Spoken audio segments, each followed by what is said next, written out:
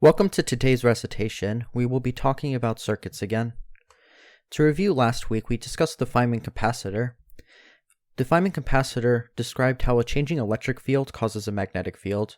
We spent much time on Faraday's law, which discussed how a changing magnetic field causes an electric field, but the same is true in reverse.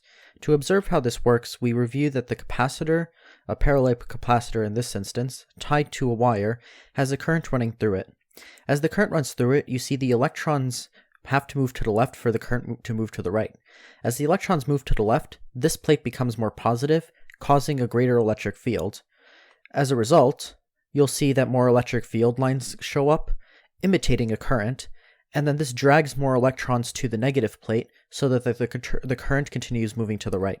Therefore, a changing electric field can be interpreted in terms of a current, which we know causes a magnetic field. Therefore, in problems concerning this, the changing electric field is related to a change in charge. The change in charge is defined as the current, and then the geometry via Ampere's law tells you the magnetic field. In your third homework problem, you were asked to find the Maxwell current inside of a capacitor of an RC circuit. Recall that the charge as a function of time for an RC circuit is given as follows, where calligraphic E is the emf, C is the capacitance, and exp is an exponential, T is time. So, per the previous slide, you can use this charge as a function of time to find the current and therefore find the magnetic field. The question that I would have for you is, how would you find the magnetic field inside of a wire of a uniform current? Well, recall from Ampere's law that the magnetic field integrated over a line for an Amperian loop, which respects the symmetries of your object in consideration, is equal to mu naught times the enclosed current. The enclosed current when you're inside of a wire is the current density times the enclosed area. In this instance, when you have a parallel plate capacitor, we can observe from the previous slide that it looked like a wire, and you were inside of the wire because the electric field lines were distributed uniformly across the entire parallel plate capacitor. This should guide you in terms of solving this problem. And remember, you can always skip, pause, and re-listen if this is too fast. There are many different types of circuits, and circuits are represented by diagrams where currents flow in closed loops. DC circuits obey Kirchhoff's laws, or Kirchhoff. The first rule of Kirchhoff's laws is the junction rule, which is a result of current continuity. The incoming current is equal to the outgoing current. The second rule is the loop rule. Because the electric field is conservative, since Coulomb's law is an inverse square law, that means that the potential drop, i.e. the integral of the electric field, over a closed loop is zero. For an AC circuit which has an alternating source, then the voltage is alternating. This violates the loop rule because no longer is it the case that the electric field is conservative. There's another source of it, which is a result of a changing magnetic field which induces an electric field. The equation for the voltage will now be described in terms of a wave. Remember that sine describes an oscillation between a maxima and a minima. The frequency of this oscillation is given by the driving frequency, whereas the maximum emf is here as a coefficient. Recall that this subscript m is what we mean by maximum emf. There are many different circuit elements. Circuit elements are defined as things that drop the voltage, and the three of them, as well as their symbols, are listed here. We've discussed capacitors and resistors in depth, but now we need to talk about inductors. A capacitor has a voltage drop, as you remember from the capacitor equation of Q over C. An inductor, as you remember from last week, is minus L, which is the inductance, times di dt. From these two equations, you can see that it is usually a geometric factor times the source factor. For a capacitor, the source factor for the voltage drop is the charge, whereas the geometric factor is the capacitance. For an inductor, the geometric factor is the inductance, whereas the source is the change in the current. And the resistance is given by Ohm's law for the voltage drop, where the resistance is shown here to be the geometric factor and the current is the source of the voltage drop. Before we get into discussing how to solve problems with AC circuits, we should do a quick review of complex numbers and the mathematics behind them. First, a complex number is defined as a two-tuple for all you comp sci majors, which is a list of two numbers, x and y, that can be written algebraically as z equals x plus iy, where z is a complex number and x and y are both real numbers. I here, note, is not a current, rather it is the square root of -1. In algebraic manipulations, this is denoting something of a different component, which we call the imaginary component. When you multiply, It is commutative, which means that z1 times z2 is equal to z2 times z1, associative, just in the case of regular multiplication, and distributive.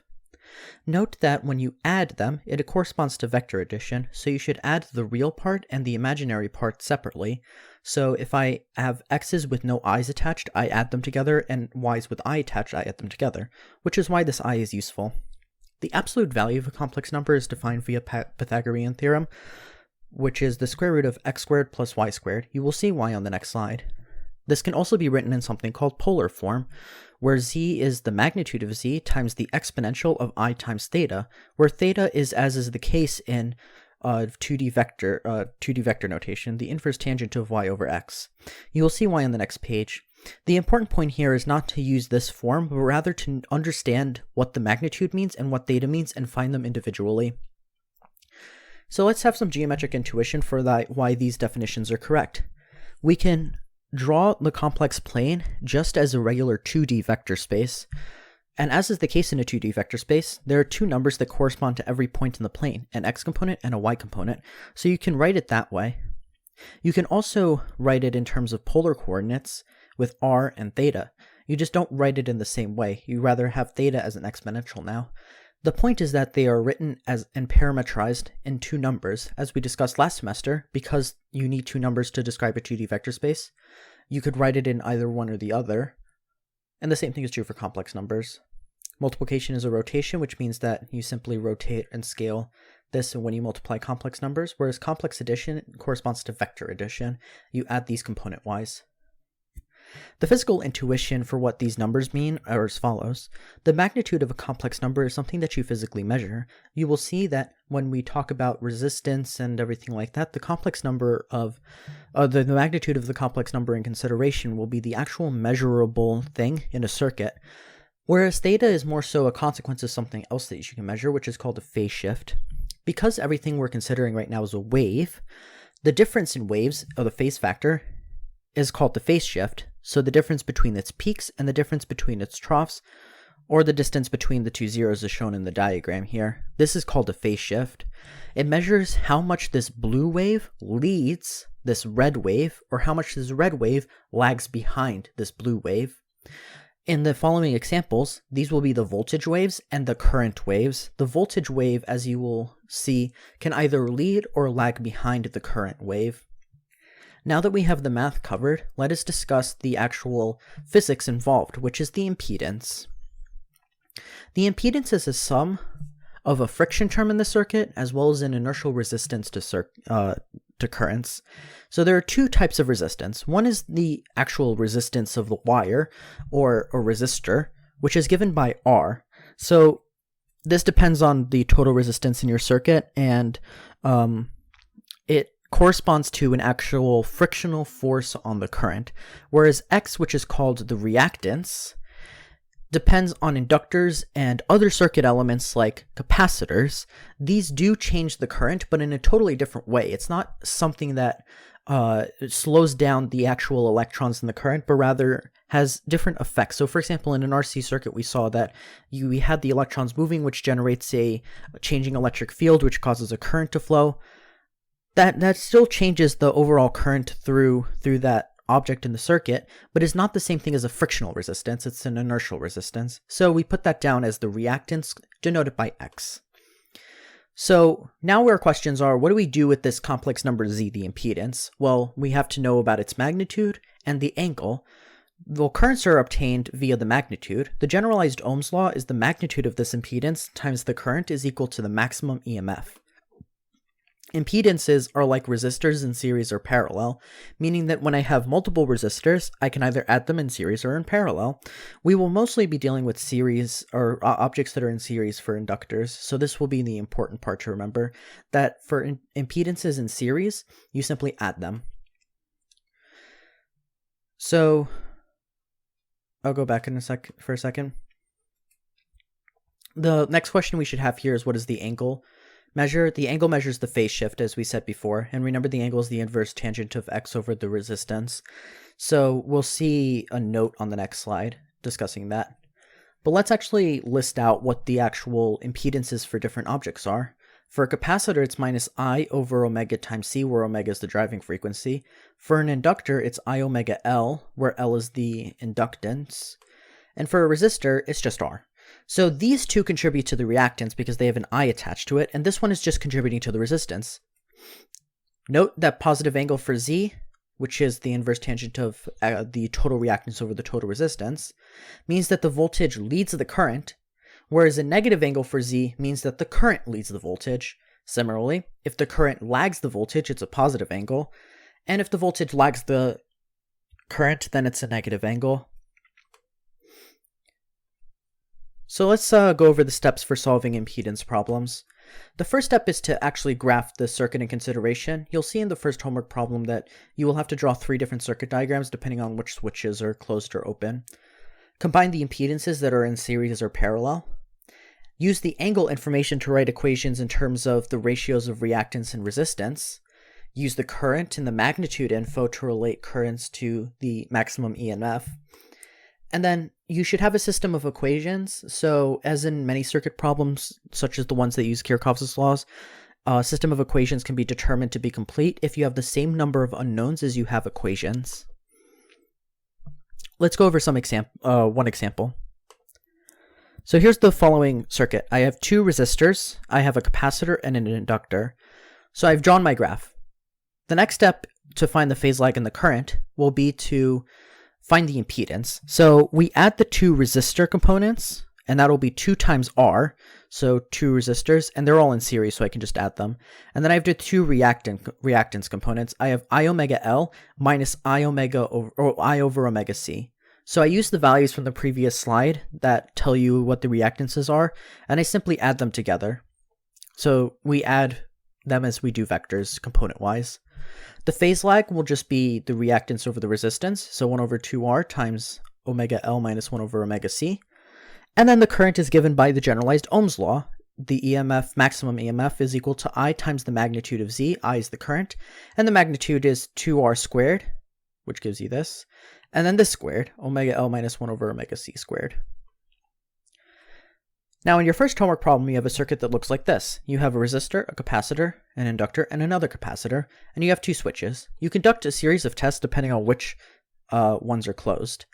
So each setup is given a value. We showed how to relate the current to the givens and the phase lag to the givens, which givens, I mean the things you actually have to find, C, L, and R. You're given the angles and the currents. Now note that the only other bit of information you need to know is that if the switch is open, all of the current goes through R. So this branch is the only thing you draw on your circuit diagram for that test.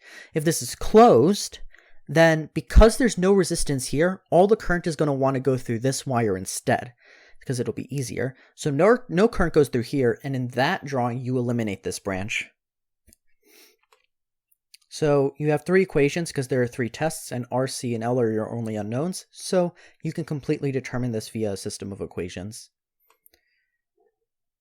The second homework problem is a simple RLC circuit. So we know how to use the impedance for the current, which you're asked to find. The next bit of information that will be important to know is the definition of the full width at half maximum. You will find when you find the current that it looks like a peak. Now, we can measure how peaked the peak is by something called the full width at half maximum. We take the maximum value, we divide it by 2, and that is its half maximum. Now, because it's a peak, the half maximum has 2 different values on the graph, a high omega and a low omega. The difference between these 2 omegas will give you the full width at half maximum. Now, we know that because there are 2 solutions, you can write it as a quadratic equation for omega. So make sure that when you plug stuff in, you do end up with a quadratic equation for omega. The quality factor is simply the ratio of omega, which is the resonance frequency, to delta omega. The resonance frequency you'll find earlier in the problem.